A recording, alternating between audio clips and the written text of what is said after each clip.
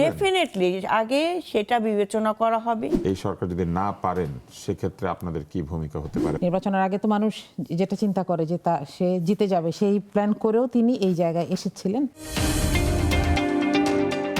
17 বছর একটা গভর্নমেন্ট একটা কাজ করে গিয়েছে, বিভিন্ন ধরনের চুক্তি, লিখিত অলিখিত চুক্তিও করে গিয়েছে, কিন্তু এমন চুক্তি করেছে যেটা বাংলাদেশের জনগণ জানে না, যেটা আমাদের পার্শ্ববর্তী রাষ্ট্রের সাথেও হয়ে গিয়েছে। আপনি শিওর? ডেফিনেটলি যে বলেছে যে আমরা যা যে আজীবন যা দিয়েছি এই ঋণ আপনারা কখনো শোধ করতে পারবেন না, প্রকাশ্যে বলেছেন সাবেক প্রধানমন্ত্রী, তাই না? মুখে মুখে বলেছেন, কিন্তু কোন চুক্তি সই করেছেন এরকম আছে? এটা তো আমরা জানি না। তো বাংলাদেশের সাথে ভারতের কি চুক্তি হয়েছে, বাংলাদেশের জনগণের জানার কোনো সৌভাগ্য হয়েছে, কিংবা আপনার চায়নার সাথে কি চুক্তি হয়েছে বিগত সরকারের আমলে, সরাসরি কোনো চুক্তি সম্পর্কেই কিন্তু দেশের জনগণ অকবহল না। তো সেই জায়গায় 17 বছর ওনরা কোন ঘাপলা করে রেখেছেন, এবং গত 1.5 বছর যে সরকার, অন্তর্বর্তীকালীন সরকার দায়িত্ব পালন করেছেন, তারা কোন কোন জায়গায় কোন কোন খাতে চুক্তি করে গিয়েছেন, কোনটা দেশের স্বার্থে যাবে, কোনটা দেশের স্বার্থে যাবে না, সেই বিষয় নিয়ে তো আমাদের মাত্র তো মন্ত্রণালয় বসলো মাত্র 2 দিন, আজকে দ্বিতীয় কার্যদিবস। ডেফিনেটলি আগে সেটা বিবেচনা করা হবে, সবকিছু নথিপত্র খোলা হবে, কোনটা আমার দেশের স্বার্থে পড়লো, দেশের স্বার্থের বিরুদ্ধে পড়লো, সেটা অবজার্ভ করে তারপর আমাদের সিদ্ধান্ত হবে। কারণ আমরা আর যাই হোক, আমরা একটু বিশ্বাস রাখি যে এই সরকার দ্বারা দেশ এবং দেশের জনগণের বিন্দুমাত্র স্বার্থনেশী কোনো কাজ হবে না। এই সরকার যদি না পারেন সেক্ষেত্রে আপনাদের কি ভূমিকা হতে পারে বা বিরোধীদের কি ভূমিকা হতে পারে? জি, এটা ডেফিনেটলি একটা চ্যালেঞ্জ আপা যেটা বললেন, এবং এখানে যদি আমি এতটুকু বলতে পারি যে কোনো লজিস্টিক্স তারা সিক করেন, চান, সেটার ক্ষেত্রে বিরোধী দলের কোনো সদিচ্ছার অভাব নাই।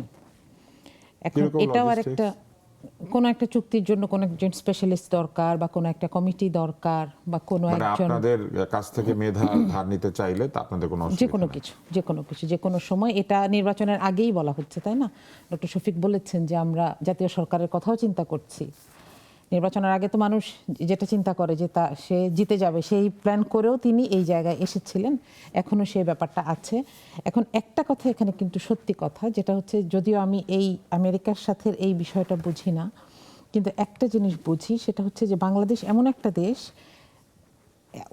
with one single country, the longest সীমানা, বর্ডার, তাই না? এইখানে আমাদের হাত নাই, ব্রিটিশরা করে দিয়ে গেছে না, সেটাই।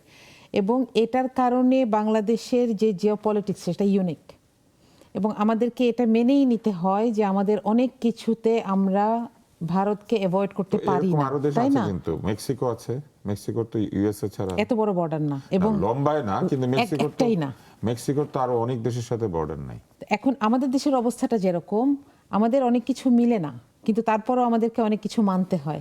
তো সেক্ষেত্রে এখন এখানে এই ক্লাসটা কিন্তু অনেক আগে থেকে, 71 থেকে আছে, তাই না? আমরা দেখেছি সপ্তম নৌবহর এসে আমাদেরকে ওই সময়েও একটা সিদ্ধান্ত নিতে হয়েছে, যুদ্ধকালীন সময় একটা সিদ্ধান্ত নিতে হয়েছে। তো এই ক্লাসটা থাকবে, এটা একটা অনেক বড় চ্যালেঞ্জ। কিন্তু এইটাকে সরকার আসলে কিভাবে হ্যান্ডেল করে সেটার উপরে অনেক কিছু নির্ভর করে। কারণ এখন কিন্তু ডোনাল্ড ট্রাম্প, আমরা দেখছি যে বেশ কিছু জায়গায় এই যে আমদানি রপ্তানির একটা ব্যালেন্সের কথা বলে বেশ কিছু জায়গায় বাধ্য করেছেন, তাই না? কিছু কিছু বাণিজ্য চুক্তি রিপ্লেস করার জন্য বাধ্য করেছেন। তো এই জায়গাগুলা রিভাইজ করা জরুরি, যে এগুলো আসলে কতটুকু দেশের স্বার্থ সংশ্লিষ্ট হয়। আবার এমন কোনো সিদ্ধান্ত নেওয়া যাবে না যেটাতে সরাসরি দেশ বিপদে পড়ে যায়। আপনি যেটা বলছিলেন যে একটা আর্মি আসা, আমি বলেছি যে দেখা যায় সাধারণত বৃহৎ শক্তি এই ধরনের চুক্তিতে এক ধরনের ফুটহোল্ড চায়, তারা ছোট দেশগুলির মধ্যে খুবই স্বাভাবিক, কেউ তো ইন্টারেস্ট ছাড়া কোনো জায়গা থেকে কোনো জায়গায় সে পা রাখবে না। একটা বড় দেশ, সে তার ফিনান্সিয়াল ইন্টারেস্ট কিংবা তার কূটনৈতিক ইন্টারেস্ট ছাড়া তো কোনো জায়গায় পা রাখে না। তো এটা একটা অনেক বড় চ্যালেঞ্জ, এটা সত্যি কথা।